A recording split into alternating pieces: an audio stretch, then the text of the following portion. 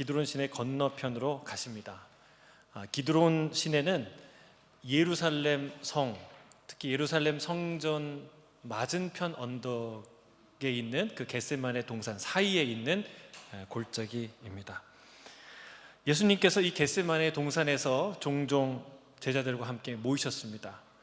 그리고 그곳에서 이 마지막 잡히시기 전날 저녁에 거기서 기도하십니다. 다른 복음서들은 거기서 예수님께서 얼마나 간절히 기도하셨는지를 증언하고 있습니다. 땀방울이 핏방울이 되도록 간절히 고통스럽게 기도하셨습니다. 그런데 사도 요한은 그 중요한 장면을 생략합니다. 과감히 생략합니다. 왜 생략했을까요? 다른 복음서의 이 기록을 부정하거나 그 중요성을 떨어뜨리기 위해서 한 일이 아니죠. 우리도 병원에 가면은 초음파도 찍고 엑스레이도 찍고 또 필요하면 MRI도 찍고 CT도 찍잖아요. 근데 그게 다 다른 거지만 우리의 몸의 상태를 정확히 파악하는데 참 요긴하게 쓰이는 것들이죠. 마태, 마가, 누가, 요한은 마치 그런 것과 같습니다. 예수님의 실체적 진실을 명확히 드러나는데 각자가 역할을 하고 있습니다. 자, 오늘 3절을 먼저 읽도록 하겠습니다. 3절을 다시 한번 읽겠습니다. 시작. 유다가 군대와 대제사장들과 바리새인들에게서 얻은 아랫사람들을 데리고 등과 횃불과 무기를 가지고 그리로 오는지라. 사도 요한은 우리를 겟세마네 기도 장면, 그 처절하고 중요한 장면을 생략하고 우리를 어디로 이끌고 가느냐? 가룟 유다가 군대와 무리들을 이끌고 예수님을 체포하기 위해 오는 장면으로 곧장 나아갑니다. 이것은 극적인 대비를 위해서 하는 구조예요. 그러니까 빛과 어둠의 그 충돌의 장면을 그리는 그런 기능을 하는 구조죠. 자, 17장에서 우리는 무엇을 봤습니까? 예수님이 이런 기도를 하죠. 하나님, 저들이 하나 되어서 창조 전에 나를 사랑하셔서 내게 주신 그 영광을 저들이 보기를 원합니다. 그래서 우리의 시선을 그 영광의 찬란한 빛으로 가득 채워주세요. 근데 바로 이어서 18장에는 어떤 장면이 나오냐? 어둠 속에서 횃불을 들고 예수님을 잡으러 오는 그런 무리들을 보게 되는 거예요. 빛과 어둠이 극명하게 충돌하고 대립하는 장면을 보게 되죠. 이것이 사도 요한이 십자가 사건의 본질을 더 명확히 드러내는 방식으로 채택한 방법이에요. 구조예요. 자, 우리가 실제로 눈부시게 빛나는 그런 날에 햇살을 가득 안고 가다가 갑자기 터널로 쑥 들어가면 어떻게 돼요? 깜깜한 터널로 들어가면 안 보이죠? 그래서 두려움이 몰려듭니다. 앞으로 캄캄하게 안 보이는데 뭐가 튀어나올지 어떻게 될지 그 두려움이 오지 않습니까? 급격한 반전으로 인한 충격과 두려움이 찾아오죠. 앞이 잘 보이지 않습니다. 무엇이 튀어나올지 모르는 긴장감을 갖게 합니다.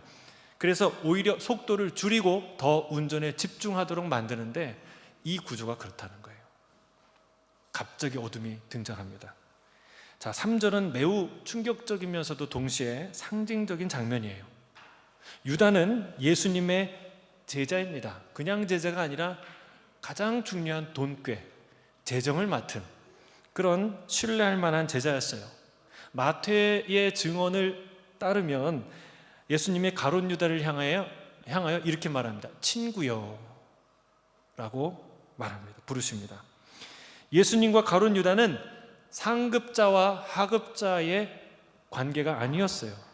가장 가까운 있는 얘기 없는 얘기를 다 나눌 수밖에 없는 그런 긴밀한 친구와 같은 존재였어요. 그랬던 그가 예수님을 원수의 손에 넘겨주는 앞잡이가 되었습니다. 누구도 예상할 수 없었던 일이에요. 마지막 그 유월절 만찬 그 자리에서 이 가룟 유다가 나갈 때도 아무도 의심하지 않았어요. 예수님이 바로 그때 너희 중에 하나가 나를 배신할 거라고 말씀하셨고 여기에 손을 같이 넣는 자가 나를 배신할 거라고 말했는데 마침 가룟 유다가 손을 넣었어요. 그리고 나갔어요. 그런데도 아무도 의심하지 않았어요. 그만큼 가룟 유다가 신뢰받는 사람이었다는 것을 알 수 있어요. 이 사람 충격적인 장면이죠. 또한 예수님을 체포하기 위해 누가 동원되는가? 군대가 동원됩니다. 군대. 그리고 군대만 간 게 아니라 대제사장과 바리새인들의 여러 하수인들, 종들이 따라 붙습니다. 그리고 그렇게 그들이 등과 횃불과 무기를 가지고 갑니다. 중무장을 한 거죠. 중무장. 마치 1급 살인범이나 테러범을 체포하기 위해 동원된 무장 세력과 같습니다. 근데 여러분, 우리 아시다시피 예수님은 어떤 분이에요? 누굴 해치시는 분입니까? 누구 하나 해치지 않는 분이에요. 오히려 수많은 사람을 돕고 살리고 치유하신 분이 우리 예수님이에요. 세상 온유하신 분이 우리 예수님이셨어요. 주님은 이들의 모습이 얼마나 우습고 위선적이고 가증한 모습인지 이렇게 말씀하셨습니다. 마태복음 26장 55절이요. 같이 읽겠습니다. 시작. 그때에 예수께서 우리에게 말씀하시되 너희가 강도를 잡는 것 같이 칼과 몽치를 가지고 나를 잡으러 나왔느냐.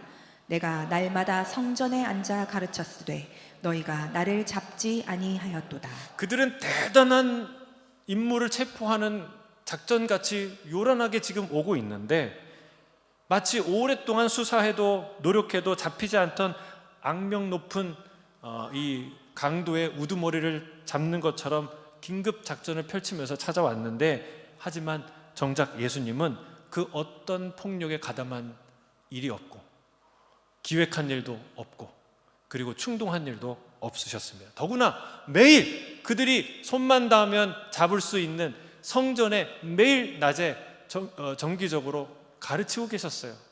체포할 일이 있으면 얼마든지 체포할 수 있는 그런 상황이었죠. 그런데 왜 도대체 이 야밤에 이 많은 사람들 중무장을 하고 횃불을 들고 찾아왔습니까? 잡으러 왔습니까? 왜 낮에 하지 못했습니까? 하나님이 두려워서 그랬나요? 아니에요. 백성들이 두려워서 그렇게 하지 못했어요. 하나님의 대리인이라고 말하는 자들이 정작 두려워야 될 하나님은 두려워하지 않고 백성은 두려워서 벌벌 떠는 모습이죠. 얼마나 가증스럽고 위선적인 모습입니까? 유다는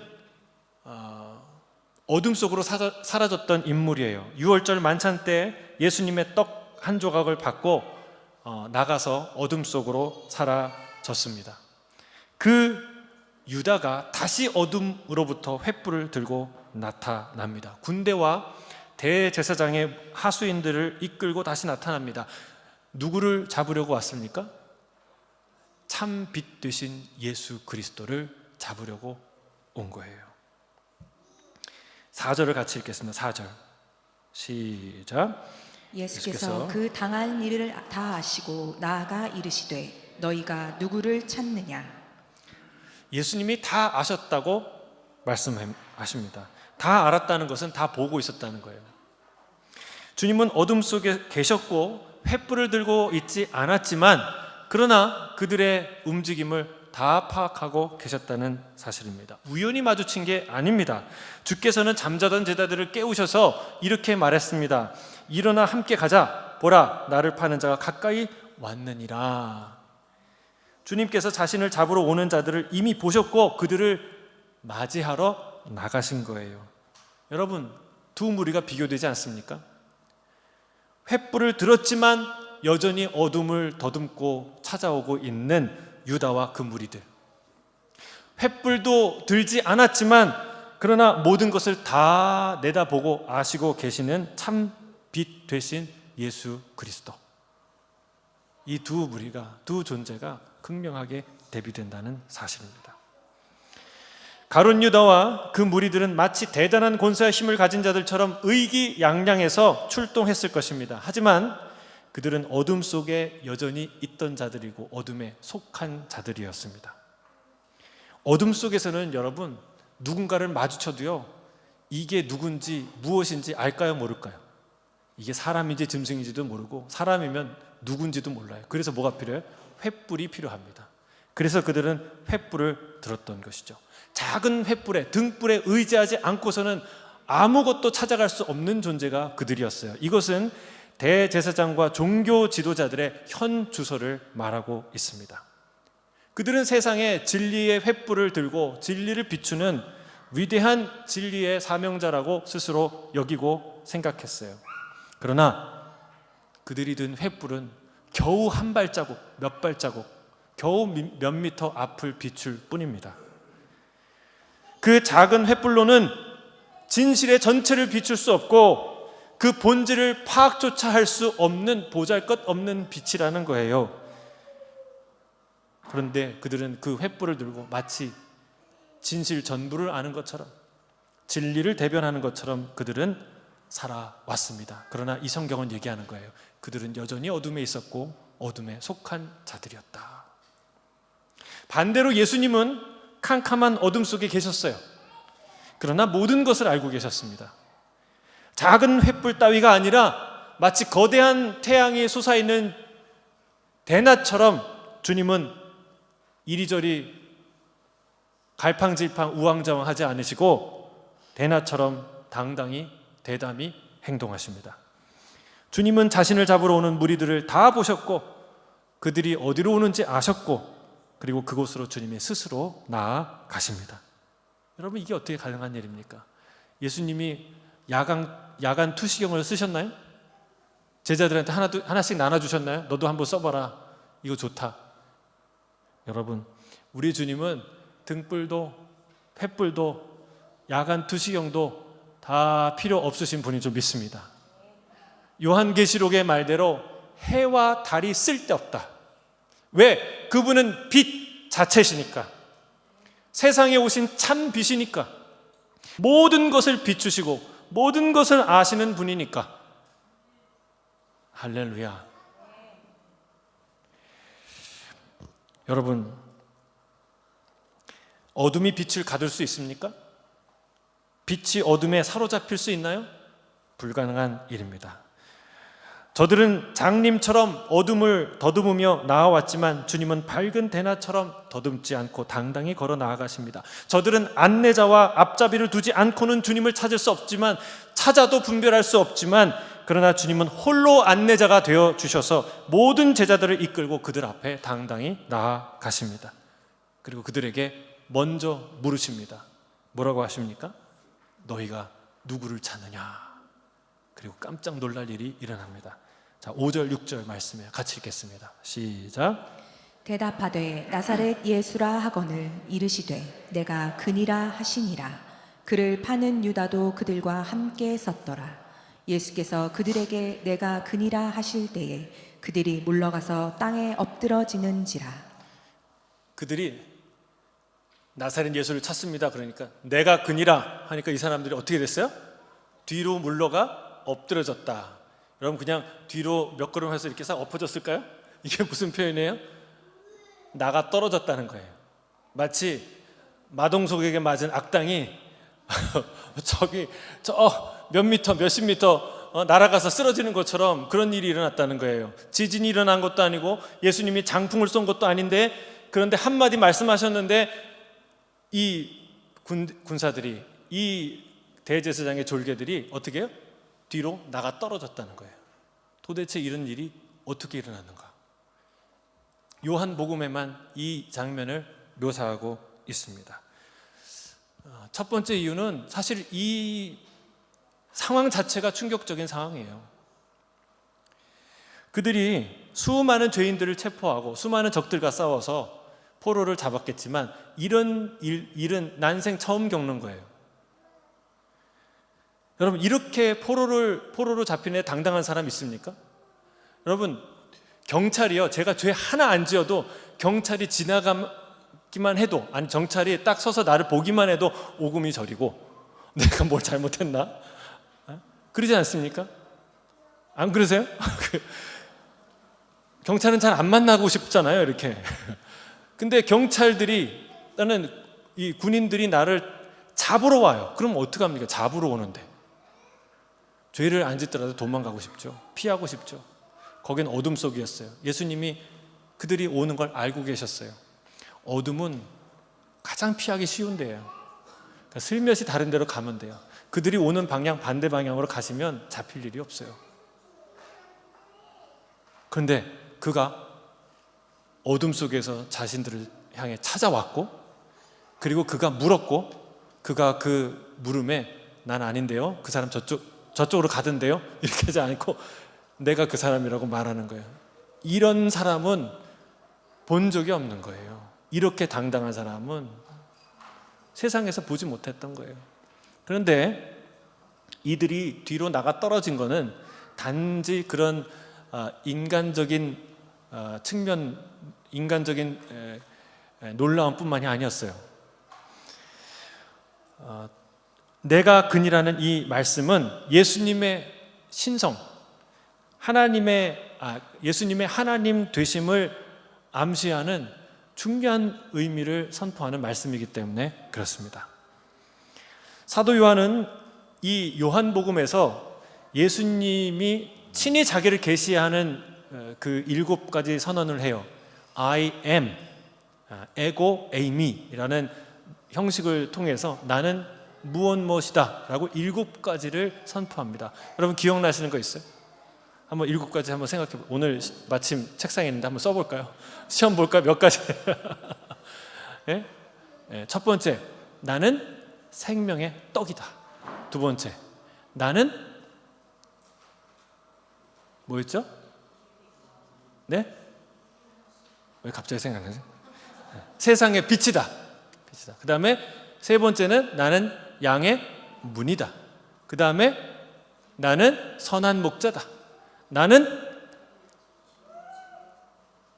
부활이요 생명이 먼저. 부활이요 생명이다. 네, 그 다음에 나는 길이요 진리요 생명이다. 나는 참 포도나무다 말씀하셨어요. 여러분 이건 정말 중요한 계시예요. 예수님이 누군지 이 7가지를 알면 진짜 우리 예수님을 풍성하게 알 수 있어요. 근데 오늘 이 마지막에 그 모든 의미를 종합적으로 다시 한번 선포하는 거예요. 내가 그니라. 내가 그니라. 이것은 마치 하나님의 이름을 묻는 모세에게 나는 나다, 나는 스스로 있는 자다 말씀하신 것을 연상하게 합니다. 사자의 호효 소리 앞에서 움찔거리는 그 사람들처럼 그들은 그 예수님의 짧은 외마디 한마디 속에서 성자 예수 그리스도의 위엄을 경험하게 된 것이죠.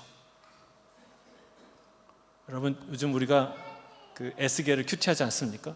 이사야, 예레미야, 에스겔 이런 예언서들을 우리가 읽어보면 아주 중요한 패턴, 중요한 메시지가 있는데 하나님께서 이스라엘에게 어마어마한 재앙과 심판과 이런 것들을 선포하고 나서 뒤에 후렴구처럼 선포하는 말씀이 있어요. 그게 뭐냐면 내가 여호와인 줄 알리라, 혹은 내가 여호와인 줄 알게 하리라 라는 말씀이에요.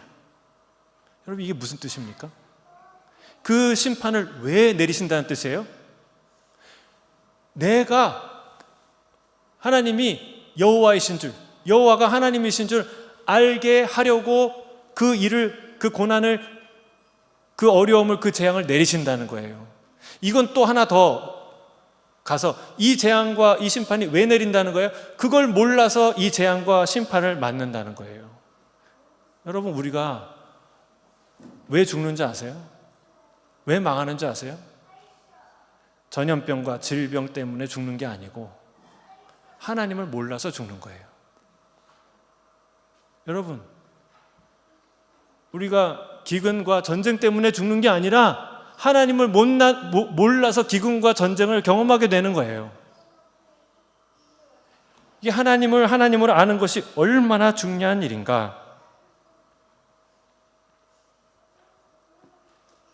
그들은 하나님도 알고 그도 알았어요. 그라는 것은 야곱의 하나님, 이스라엘 하나님, 그렇죠? 이스라엘의 역사를 인도하신 어떤 존재를 알았어요. 그런데 이 두 가지가 그가 하나님이신 줄 모르는 거예요. 그가 여호와이신 줄 모르는 거예요. 그럼 이게 말이 된가? 어떻게 그럴 수 있나? 그렇기 때문에 이 무서운 심판과 재앙을 통해서 내가 하나님인 것을 알게 하리라, 깨닫도록 하겠다 하시는 것입니다. 그가 하나님이신 것을 모르던 자들에게 재앙 속에서 이렇게 말씀하시는 거예요. 내가 바로 그니라. 내가 바로 그니라. 가룟 유다와 그의 무리들도 마찬가지였어요. 그들은요, 예수님도 알고 하나님도 알았어요. 그러나 예수님이 하나님이신 걸 몰랐다는 거예요. 이 기가 막힌 일이에요. 여러분, 가룟 유다처럼 예수님 잘 아는 사람이 누가 있었어요? 하나님을 대제사장과 바리새인보다 더 잘 아는 사람이 누가 있겠어요? 그런데 그들이 모두 다 예수님이 하나님이신 것을 몰랐어요. 그들이 어둠에 있었던 거예요.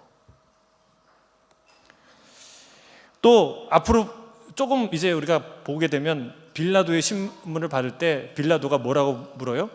예수님을 앞에 세워놓고 내가 유대인의 왕이냐? 여러분, 만왕의 왕이신, 왕 중에 왕이신 예수님을, 그 왕을 앞에 세워두고 네가 왕이냐고 묻는 거예요. 오늘 이 자들은 어둠 속에서 나사렛 예수 그리스도를 앞에 두고 나사렛 예수가 누구냐고 묻고 있어요. 이런 아이러니한 모습을 왜 보여주고 있는가? 이게 우리의 모습이기 때문에. 왜 우리가 망하는가? 우리의 문제는 무엇인가? 우리의 가장 치명적인 문제가 무엇인가? 여러분, 이 아이러니 속에 있다는 거예요. 어둠이 작은 횃불을 들고 빛 행세를 합니다. 얼마나 가소로운 일입니까? 어둠이 빛을 가두려고, 빛을 이기려고 듭니다. 얼마나 어리석은 일입니까? 나사렛 예수를 앞에 두고 나사렛 예수가 누구냐고 묻고 있습니다. 얼마나 우스운 일입니까? 그들이 평소 그렇게 찾고, 하나님 우리를 구원해 주세요, 하나님 내 기도를 들어주세요, 하나님 이 예배를 받아주세요, 그렇게 찾던, 그 찾던 하나님이 내 앞에 와 있는데 그가 하나님인 줄 모르는 거예요. 이게 하나님의 음성인 줄 모르는 거예요. 이처럼 어리석은, 이처럼 어둠에 있는 사람이 어디 있습니까? 그걸 보여주고 있는 것이죠. 그래서 주님이 오늘 말씀하는 거예요. 내가 바로 그니라.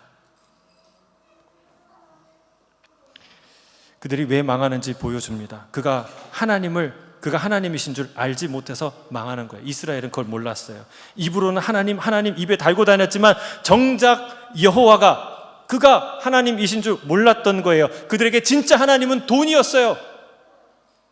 재물이었어요. 나를 행복하게 하고 내가 하고 싶은 걸 하게 하는 돈이 그들에게 하나님이었어요.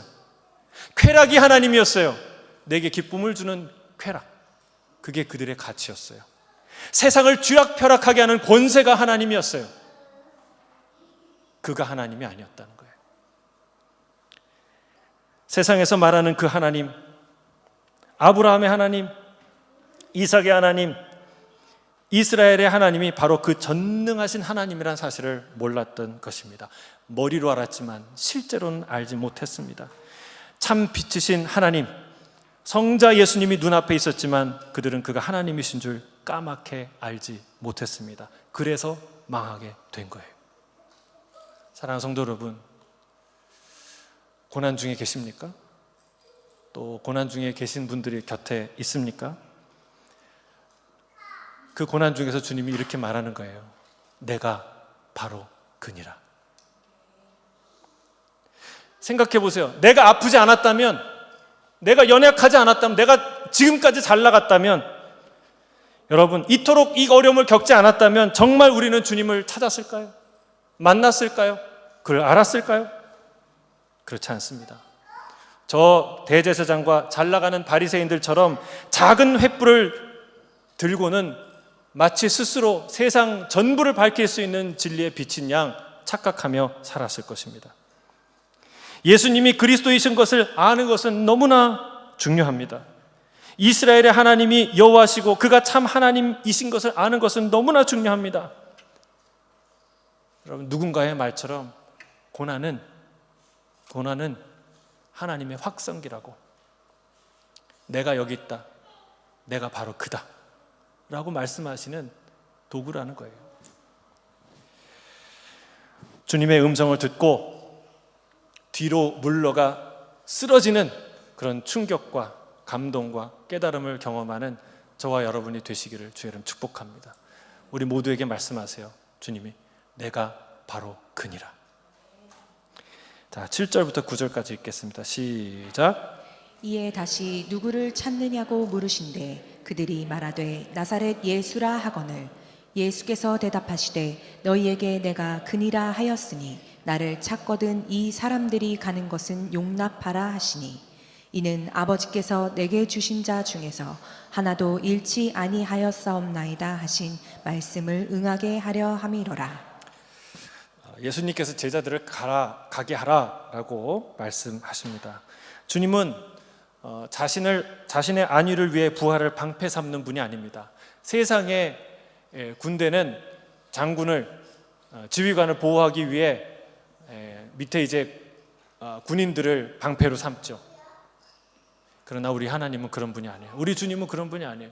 자신에게 맡겨진 사람을 하나도 잃지 않게 하기 위해 스스로 방패가 되어주시는 분인 줄로 믿습니다. 그렇게 유능한 리더요, 그리고 신실한 목자이십니다.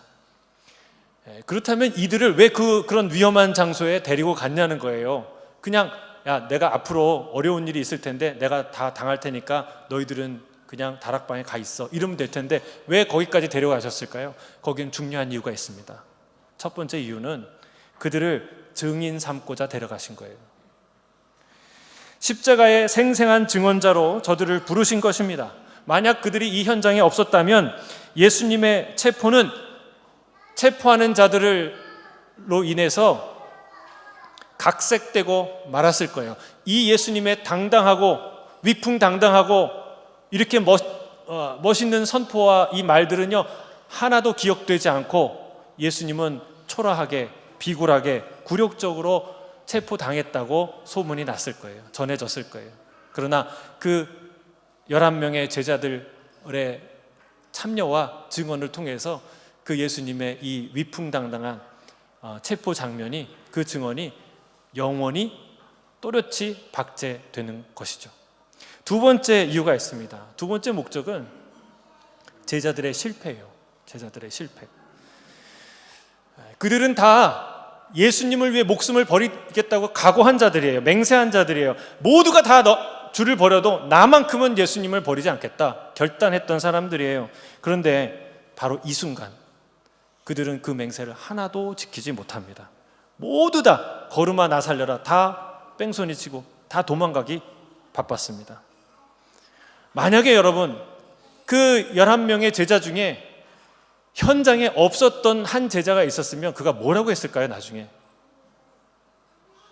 분명히 이렇게 얘기했을 거예요.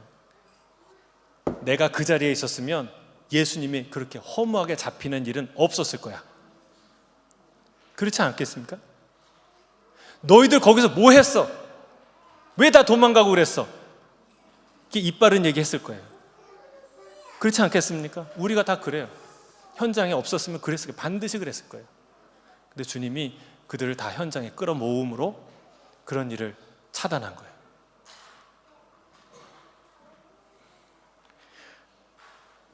예수님을 지키지 못해서 슬픈 게 아니라 예수님을 지키는 자신의 모습을 보여주지 못해서 슬퍼했을 거예요. 예수님이 그들을 다 실패의 현장에 초대함으로 그런 일을 방지하셨어요. 그들은 그 자리에서 완전히 실패해야 했습니다. 예수님이 십자가에서 죽으셔야 부활하실 수 있었던 것처럼 그들은 이 자리에서, 이 제자들은 완전히 실패해야 성령으로 다시 태어나게 살아날 수 있게 됩니다.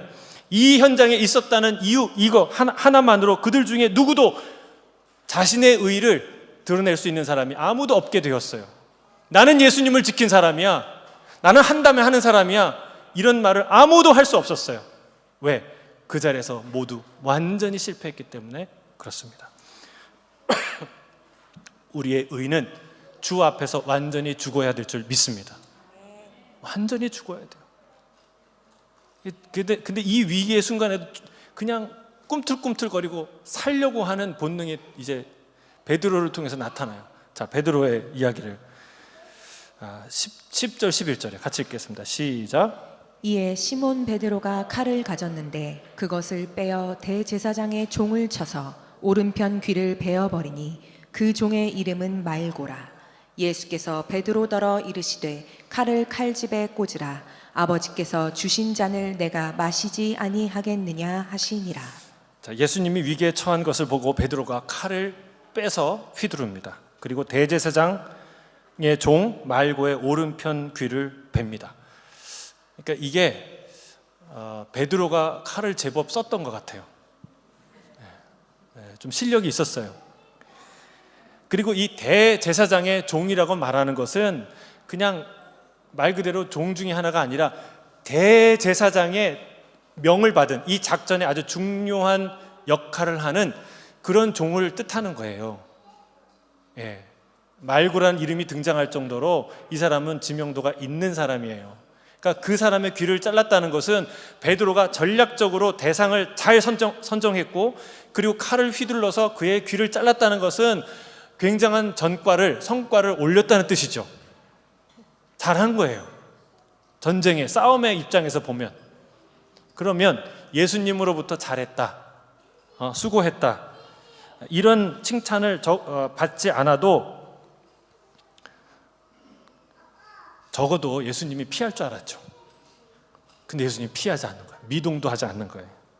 그리고 오히려 베드로에게 말합니다. 칼을 칼집에 도로 꽂아 넣어라. 내가 아버지께서 주신 이 잔을 어떻게 마시지 아니하겠느냐라고 말씀하십니다. 사랑하는 성도 여러분, 주님이 이 마시는 잔을 누구도 대신 마실 수 없고 함께 마실 수 없는 거예요. 이 십자가의 대속의 길은 오직 주님만이 가시는 길이고 주님만이 마실 수 있는 고난의 잔인 것이죠. 그러나 베드로는 벌써 2번이나 그 길을 방해합니다. 가이사랴 빌립보에서 너희는 나를 누구라고 생각하느냐라고 말할 때에 예수님이 그때 내가 앞으로 십자가에서 고난받아 죽을 것이다, 인자가 죽을 것이다 말했을 때 그때 역성을 낸 사람이 누구예요? 베드로예요. 그런 일이 있으면 안 됩니다. 어떻게 리더가 벌써 시작도 하기 전에 죽을 생각합니까? 절대로 그런 일을 내가 내 눈 뜨고 그걸 허락하지 않습니다. 이렇게 큰 소리 쳤던 사람이에요. 그래 예수님 뭐라고 그랬어요? 사단아, 내 뒤로 물러가라. 오늘 다시 예수님의 길을 방해합니다. 물론 그때에도 예수님을 향한 충정심이었어요. 오늘도 예수님을 향한 충정심이겠죠. 그러나 사랑하는 성도 여러분, 그 어떤 충정심도 주님의 길을 막아서는 안 됩니다. 주님보다 앞서가서는 안 됩니다. 아무리 하기 싫어도 주께서 명령하시면 순종하는 것이 충정심이고 충성이죠. 반면에 아무리 하고 싶어도 할 수 있어도 해야 되겠다고 생각이 들어도 주님께서 허락하지 않으면 움직이지 않는 게 충성입니다. 우리가 이거 잘 못해요. 내가 옳다 그러면 해야 돼요. 꼭 해야 돼요. 그러나 그렇지 않습니다. 주님의 칼집을 다시 칼을 칼집에 꽂으라고 말씀하세요. 누가의 증언에 따르면 주님은 이때 베드로에게 뭐라고 얘기하시냐면 이것까지 참으라 라고 말씀하세요. 따라하겠습니다. 이것까지 참으라. 자, 우리 옆에 있는 분에게 이것까지 참으십시오 이렇게. 여러분, 이것까지 참아야 합니다. 뽑았던 칼을 다시 칼집에 꽂아야 합니다. 다 참고 이것 하나 참지 못해서 주의 일을 그르치게 하는 일이 얼마나 많습니까? 다 참았는데, 다 걸어왔는데 이것 하나 하지 못해서 다 주의 일을 그르치는 일들을 우리가 한다는 거예요. 여러분, 주님께서 말씀하세요. 주의 뜻을 이루기 위해 이것까지 참으라. 이 음성을 들어야 그거 순종할 수 있어요. 제자의 길을 걸어갈 수 있어요. 주님이 그 말씀을 하시는 거예요. 이것까지 참으라. 주님은 이 잔을 마시기 위해 이 길을 걸어 오셨습니다. 주님께서 이것까지 참으시는데 우리가 나서서 흥분할 일이 아니라는 것입니다. 오늘 말씀을 정리합니다. 주님은 횃불이나 등불이 필요 없는 빛이십니다. 참 빛이십니다. 온 세상을 밝히는 생명의 빛인 줄 믿습니다. 주께서 우리에게 말씀하십니다. 내가 그니라. 그걸 몰라서 세상이 망합니다. 주님이 그분이라는 것을 몰라서 망합니다. 주께서 고난 중에, 어려움 중에 우리에게 말씀하십니다. 내가 바로 그니라. 나는 죽고 그분이 살아야 될 줄 믿습니다. 내 고집과 내 의의 칼을 칼집에 다시 꽂고 겸손히 십자가의 길을 따라가는 저와 여러분 되시기를 주의 이름으로 축복합니다. 함께 기도하겠습니다.